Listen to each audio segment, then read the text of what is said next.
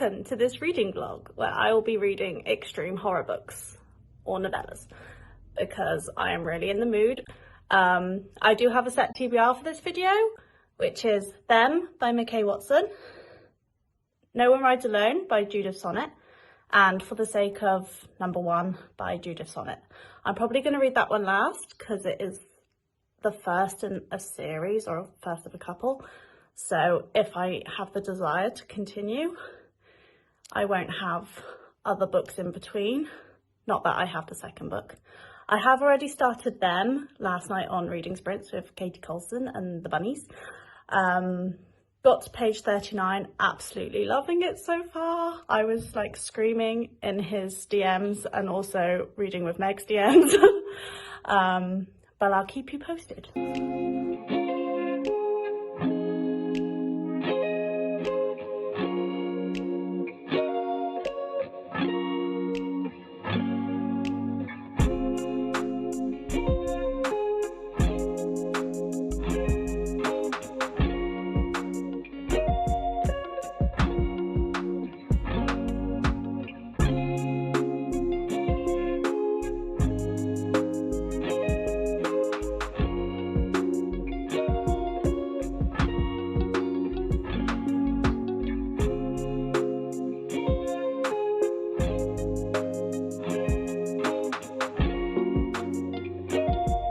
She was smitten by this man at her workplace named Brandon. I don't trust you, Brandon. I'm watching you, Brandon. Literally the next paragraph, Brandon is cheating on his wife with the main character. I knew it, Brandon. I knew it. Okay, slight spoiler, because quite a lot of people on the sprints last night said that they would like to know this kind of thing before going into a book, which is the fate of, if there's a pet or an animal in the book, will they be okay in the end? They would like to know that before they go into the book. So like, slight spoiler for the next like 5 seconds. Mute me if you don't want to know. But just for those people who do want to know, the dog is not okay. The dog is not okay. The main character's just met another woman called Samantha, and do we trust her that she's actually who she says she is and she's not one of these them people? And if we can trust her, I don't trust McKay. This woman is pregnant and I do not trust McKay to leave that baby alone. Not one bit. She turned around to check on Samantha. Samantha wasn't there. Of course she's not. She's either murdering or being murdered. I knew not to trust you, McKay. I knew it. Just gonna say right now, this book is very dark and sickening. Like, it's an extreme horror. Please, anyone who wants to read it, do be wary of the trigger warnings and the warnings he has like put for this book. Because he has like disclaimed the contents in it. I mean, I don't know what this says about me, it doesn't really bother me, but just for anyone else who does have trigger warnings, please be mindful.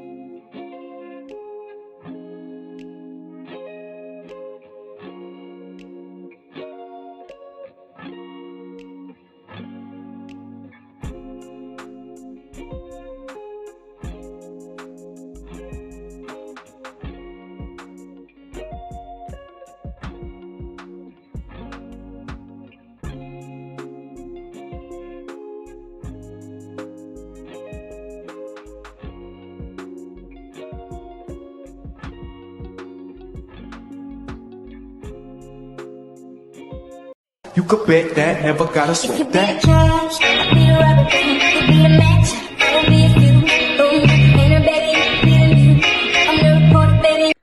Okay, I'm continuing reading Them by McKay Watson. I literally haven't read in days. I have no excuse. I mean, I've been at work, but then before that I have no excuse. I had days off, but I'm dragging my feet. I think I'm distracting myself with doing other stuff. Like, I'm prioritizing crocheting and like tidying and stuff. Also, apologies that it seems like in every single video of mine, I'm either really put together or bedraggled in every clip. So, sorry about that, but I'm not going to change it. And this book is so short, I literally could have read it in one sitting, but I'm just really dragging my feet with it. Even though I'm loving it, I'm just like, I don't know if it's because like I don't want it to end or just, I don't know what. Because I can literally fly through this, but I'm really dragging it out. If anyone was interested in an update on my In My Dreams I Hold a Knife, I have now put a bookmark in it on page 1. So, you know, we're really flying through it.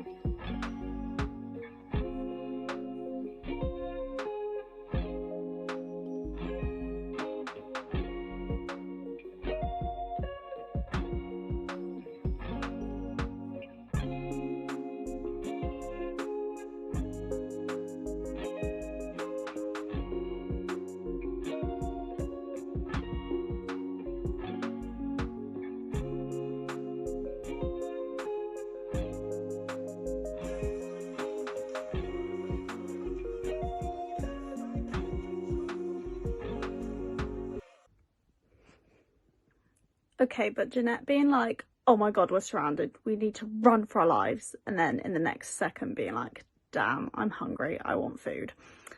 She's so real for that, honestly. 5 stars.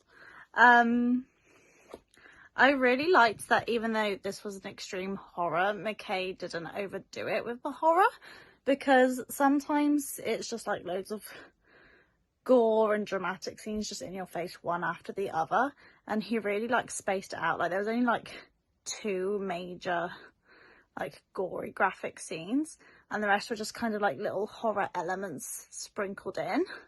So I liked that he did that because it made it more impactful when there was an actual extreme horror scene. I also liked the ending, because normally in a story, if you're reunited with your loved ones at the end, you're like, there's a like breath of relief, and you're like, oh, the badness is over, we're reunited, woohoo. Whereas in this concept, because the bad guys, them, look like your friends and family, you just get a sense of dread, because you're like, I don't think that's who you think that is. And because it's an extreme horror, you doubt there's going to be a happy ending.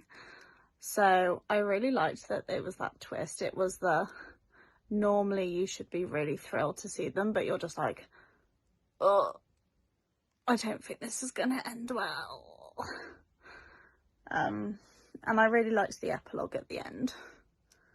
So that's that one. I'm now going to read No One Rides for Free by Judith Sonnet.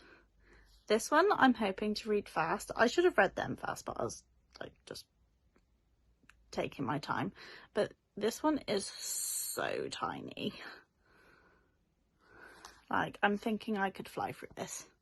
And look how sick this cover is as well.